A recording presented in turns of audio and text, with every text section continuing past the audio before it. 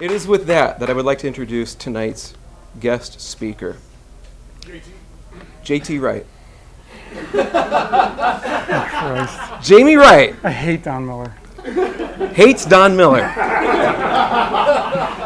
Is a maker of internet things with a love-hate relationship for Red Bull, TM, standing desks, and paintball guns.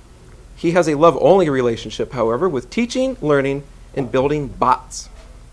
Jamie runs Tatsu, a software bot that helps teams save time by performing stand-up meetings over everyone's favorite messaging service, Slack, for a little talk about the future of flower delivery.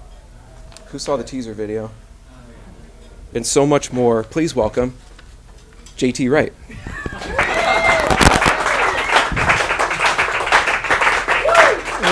Worst intro ever.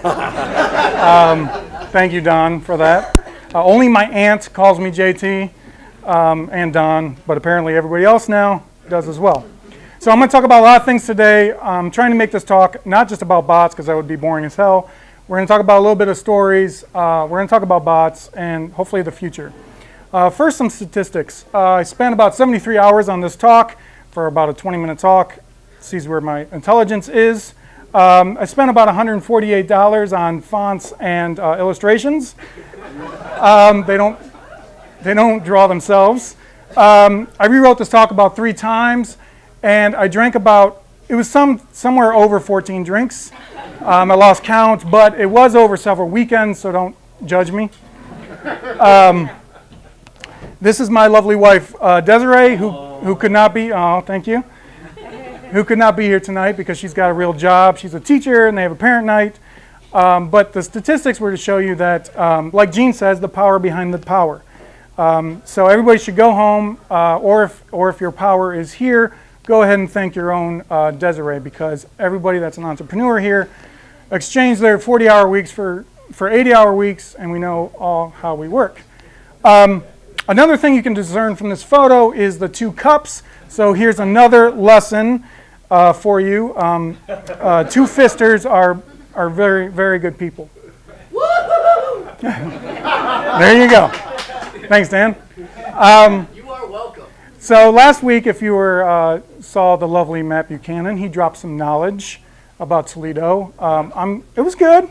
It was all right. I'm going to drop a little bit more knowledge. Does anybody know what this football helmet belongs to? What team is? Women's football. Women's football. Toledo Troopers.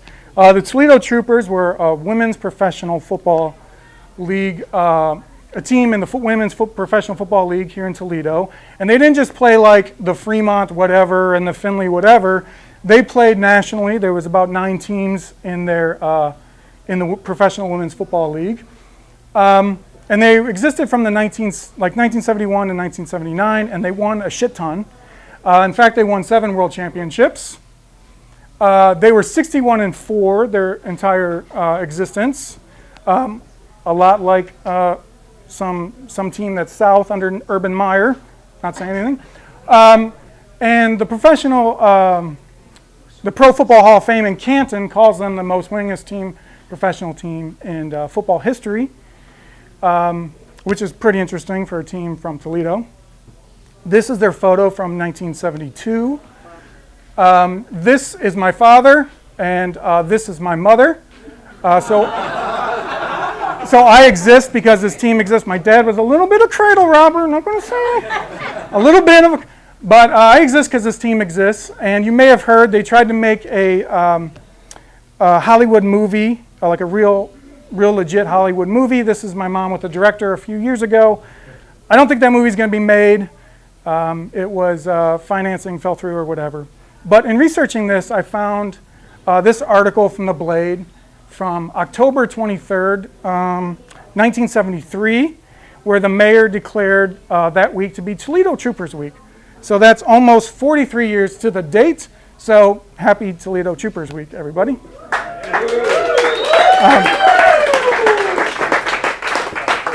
Now, my dad was really good with football. He's here in DeVilvis. The reason he got involved with the Toledo Troopers was this was his best friend Bill Stout, who was the head coach of the Toledo Troopers, as well as part franchise owner. And he was really good at football. He was All-American at DeVilbiss. He was All-Conference in college. And in the 1960s, a new team in the AFL, the Miami Dolphins, called him to ask to join him in a training camp. He turned them down, A, because it was Miami Dolphins. That joke was for Scott Radcliffe, who is not here. And B, because he was already rich. More importantly, my grandfather was already rich. He owned a greenhouse in Toledo. This is Cheltenham, and this is Bancroft. So UT's like somewhere over here. Yeah. And he was the biggest distributor of tomatoes in the East Coast. And let's just enhance this video a little bit. Enhance. We had our own name on the goddamn smokestack. So, not too many people can say that. But he sold his greenhouse, invested in, he was big in photography, invested in a photography chain. Don't do that, Andrew. And he lost everything, especially today. Then on March 29, 1997, my father passed away. We were all around his bed while he passed. And so another lesson, this is something that drives me every single day. I know this is grim, but I rewrote this like 4 times, couldn't rewrite it. But this drives me every single day. And another lesson is, it's not really a lesson, it's just a statement. Okay, entrepreneurship. So I grew up obviously in the 80s. These are my 2 sisters. I don't know what the hell this is, this coat. And I'm pretty sure this says crack. This hat says crack. A Cracker Jack, that's probably more legitimate. I'm gonna go with crack. Because if you knew my sisters, we all live by this motto, live in the now. And in 1986, we we went and got a VCR. Now, if you didn't grow up in the 80s, this is a big deal. Not many people had VCRs in the 1980s. And so we bought this, and then about 3 blocks from us, we had this this store that you could give them $30 a year. You can rent a video movie every single day. So this is what me and my sisters did every day in the summer. We would ride our bikes up to this video store and rent movies. I wanted to rent this movie every single day, Enter the Ninja, one of the best movies of all time. My little sister wanted to rent this goddamn movie. I know this cartoon back and forth, up and down. I could quote this Super Grover all day long. But one movie I rented was Gotcha. And this was a spy movie with Anthony Edwards, Goose, motherfucking Goose, okay? And this movie was about paintball. In the first 5 minutes, there was a whole montage about paintball where he went around UCLA and shot people with paintball guns. So I'm going to show a clip of that, but if you do not want to hum this awesome 80s tune for the rest of the night, you might want to plug your ears, because I'm going to play this now.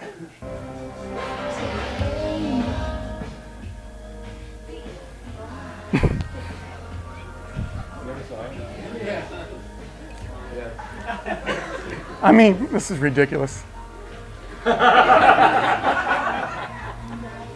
This is awesome. Look at those people back there. Like, oh, we should probably move out of the way. We don't know. This guy, oh man, my sweater. Oh, this is the part.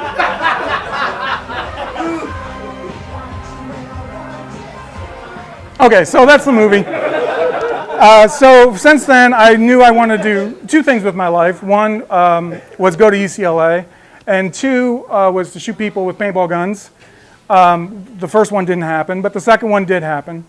And during this time, I hung out with a lot of older people that taught me a lot about entrepreneurship. They were field store owners and paintball field owners. And I started a lot of businesses during this time. I created a paintball t-shirt company. I brought a paintball field to Toledo. I ran some paintball events. So it was a lot of entrepreneurship, growing into that role, and I went from playing locally to playing local tournaments, playing regional tournaments, to finally becoming a professional paintball player. There is really a thing. I know it sounds stupid, but there is really a thing. Not many. There was like 16 teams out of like 200. So a lesson there that is, I really truly believe this, that anybody can do this, that anybody can achieve anything they want with hard work and patience. And that really, I also traveled a shit ton, and that was one of the best education lessons I had. I was gone every weekend, whether it was practice or tournaments or whatever. So that kind of evolved into my entrepreneurial side. Now I want to talk a little bit about computering. So I went to St. Francis, de Sales. Yes. Funny. Zach, you're ruining my thing.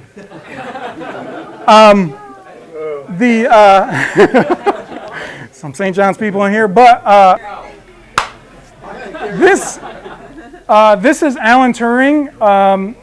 Alan Turing, besides almost single-handedly stopping World War II a couple years earlier, and probably saving hundreds of thousands of lives, he also created the Turing test. And the Turing test was really early work in AI to determine, he would ask people if they thought they were talking to a machine or a human. A lot of really, he did a lot of time. If you haven't seen the movie Imitation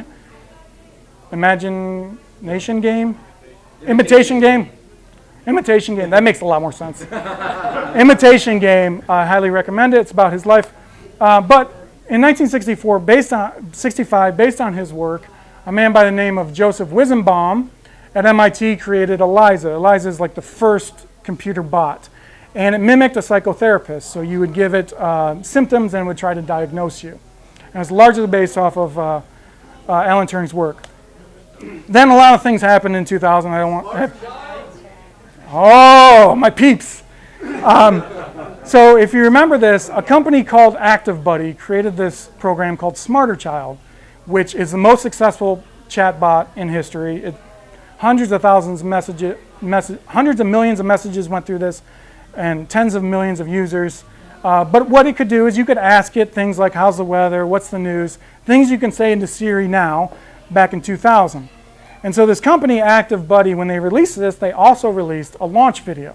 Now I got to play the first 10 seconds of this launch video. It's like 4 minutes long. You can Google it on, but I just want to play the first 10 seconds. Here, and there's a reason why we're asking people these stuff like, and the reason is that this is a big fucking idea. It's like a lot this lady, oh boy. It's simple. It's a simple idea that everybody should have thought of, but we thought about it first. So you can go and see the whole, it's a lot of him just cussing and people looking. So a bunch of brands, at the time of Smarter Child, a bunch of brands and companies came out and said, hey, we want bots too. So ActiveBuddy also created this bot. Does anybody have any idea what this bot is? Bonsai Buddy. Close. This is called Googly Minotaur.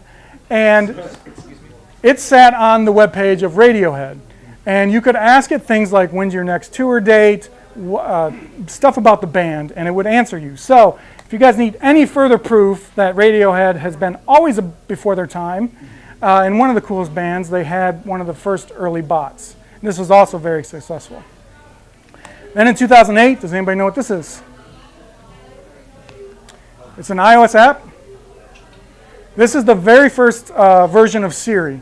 This is before Apple bought Siri. It used to be just an iOS app, but you could text or say whatever you wanted, just like you can today. Which brings us to today. There's a lot of platforms out there to develop bots on. Everybody's using bots. There's a ton of bots being created. You can use a bot to teach you a language, to listen to your conversations and take notes, to book flights for you, to build websites for you, to take care of your kids, to recruit employees, to teach you about election results, to be a travel buddy and tell you where to go and what to check out, create meetings for you, help you design things, customer service, help you shop, be a financial planner. This bot is really cool. It was built by a 17-year-old kid, and it helped people who were evicted from their homes find other homes. Games, obviously. So bots nowadays are really vital to what is coming into the future. So I want to talk a little bit about what I think the next 10 years are going to be. Now, this has an asterisk. This is what the next 10 years will be if we don't elect a megamaniac to the White House. But this, what you have to realize is that computer science changes daily. And this is one of the coolest things about computer science is you can wake up in the morning, and this is one of the only industries I know this is true, and stuff will change on a daily basis. The biggest thing, by far, the next thing that's going to evolve out of computer science is artificial intelligence. And artificial intelligence is like an umbrella that covers everything from speech recognition to character recognition to machine learning. And there's a lot of companies that are putting big money into this.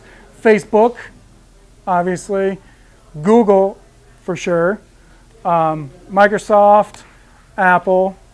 And then this was released just literally 5 hours ago. The founder of Braintree, which was bought, he made a lot of money, is committing $100 million of his own money into developing artificial intelligence and human intelligence and figuring out parts of the brain. So artificial intelligence is going to have a lot of effects on other fields, financial, medical, transportation, everything.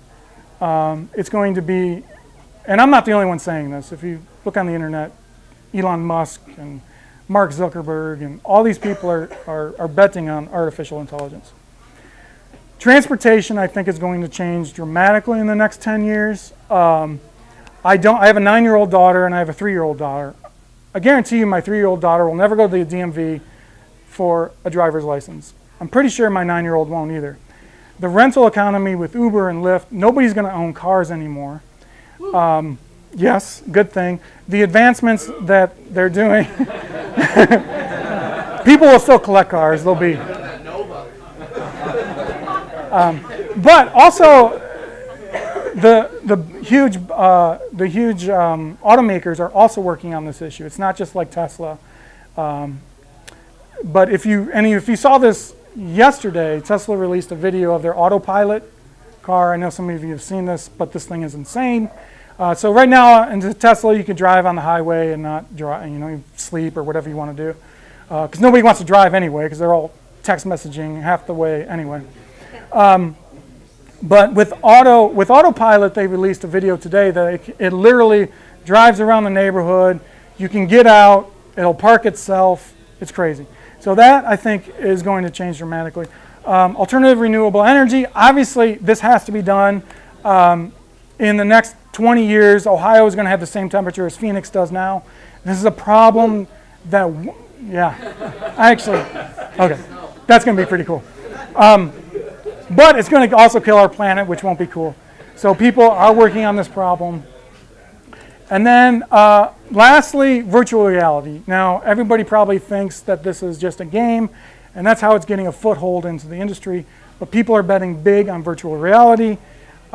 Imagine that you could go into a restaurant or a building before it's built and walk through it and see things. Or imagine if you're building a house and you could walk through it and see how things feel and touch. Or if you're building something physical, to be able to sit there and look at a physical product and see issues and things like that. Virtual reality is going to be huge. It could also mean with the advent of AI and virtual reality, you could build a world that you may just want to live in. And you could come up with the rules about this world, how this world is working. And it's almost very similar story to other stories we may have seen in science fiction. So maybe the Wachowski siblings were right. maybe they were right, and maybe it's already happening. So, thank you.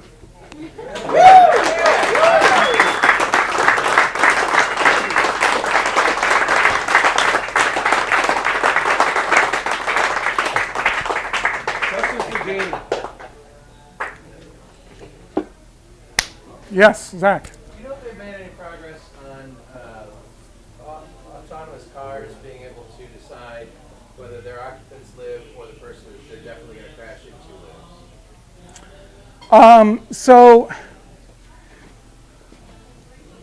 if you go off the data from Tesla, Tesla obviously in the news has had like a few accidents out of hundreds of millions of miles driven. Robots are much better drivers than humans, no doubt about it. And then when you built in the fact that cars will be able to talk to other cars, it's going to be, the death toll is going to go down significantly. You won't have to spend $200,000 on lights for an intersection anymore. So I think the data is going to show that this is a good thing, and people are kind of gradually introducing humans to letting them, the self-parking cars, and then only driving on the expressway. And now, probably by next year, we'll have auto driving cars. And then I know a bunch of companies in Ann Arbor that have moved that are working on auto driving cars. And Uber is built in Pittsburgh. They're test driving driverless cars. So I know it's coming, and I know that robots are better drivers than humans. So I guess the next question is, once the car can decide maximal benefit in terms of, let's say something actually, can Yes. I ride my car to give me preference?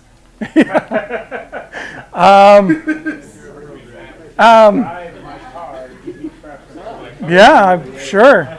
I mean, like if you're driving like Don Miller around, obviously you would know who would you want to live in that case. Different Don Miller. Yeah, Genome.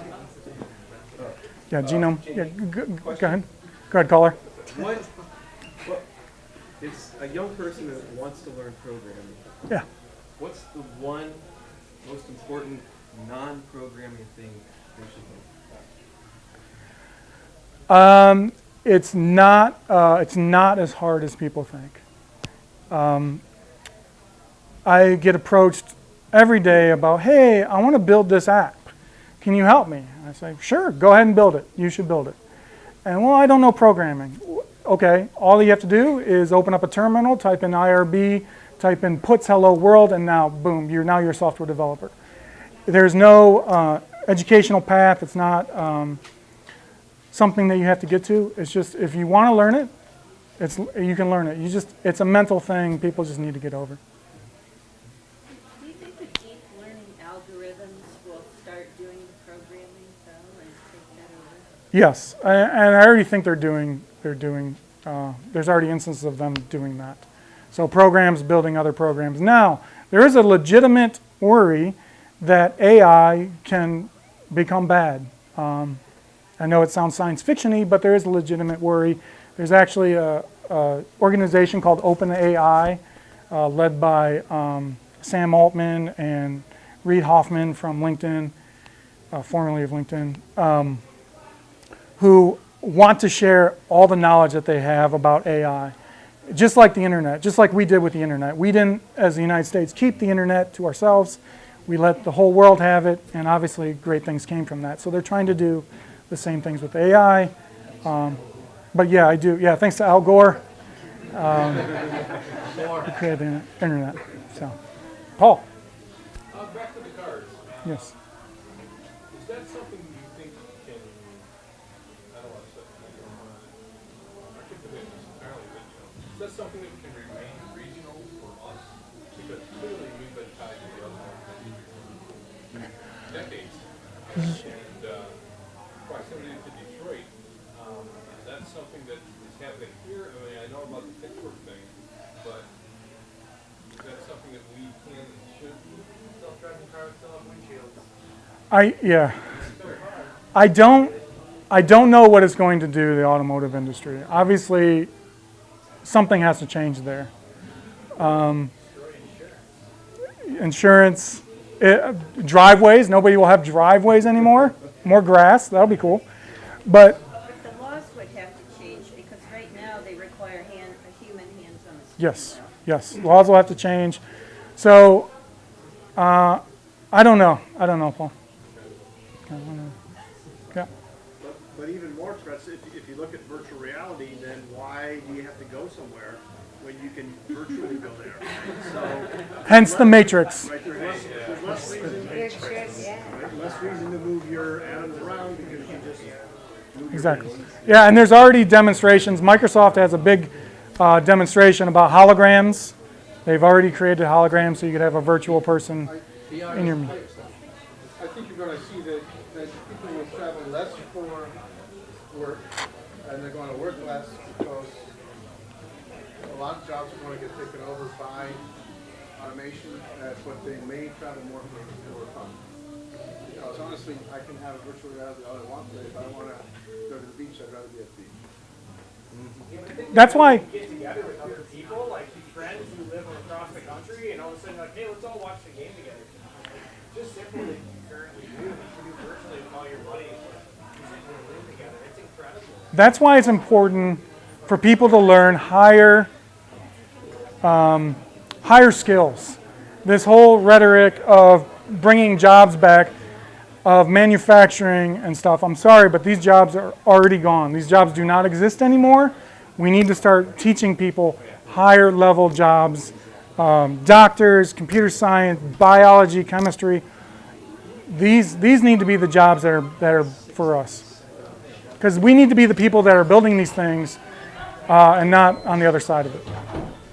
So, Jamie, what are you working on right now? So I kind of split my time between consulting half-time and Tatsu half-time. So literally like 20 hours a week and Half-time, like 40 hours a week on each? yeah, pretty much. Pretty much. So consulting still pays the majority of the bills, but Tatsu is becoming more and more a slice of that pie. And I definitely see an end to Tatsu. There's not that much to it. And probably next year I'll be working on some other projects, as well as creating some courses for computer science next year. So. Yes. Go ahead, sir. Really important interesting question. So, your parents widely or severely disappointed that you are a professional paintball player instead of a football player? I actually didn't play any sports until like the 5th grade. So my parents completely gave up on me. They didn't think I was going to be an athlete at all. But then an athletic girl moved in across the street in 5th grade. So I started playing football. I played football up until high school. So I did both. But One more question. I'm just curious, what is your standard approach for parsing text from users? Are you actually building grammars and such? Yeah. So that part of AI is called natural language processing, where you can basically feed it a sentence. It's how Siri works. It's how when I say, "What's the weather?" and I also say, "Do I need an umbrella today?" it knows that its intent is that I just want to check the weather. There's a bunch of services out there. You don't need to build those anymore. I use a service for Tatsu called API.ai that was recently bought by Amazon or Google, one of the two. All the companies are buying up all these services, but it's literally an API call to get these things now. Okay. Awesome. Thank you, guys.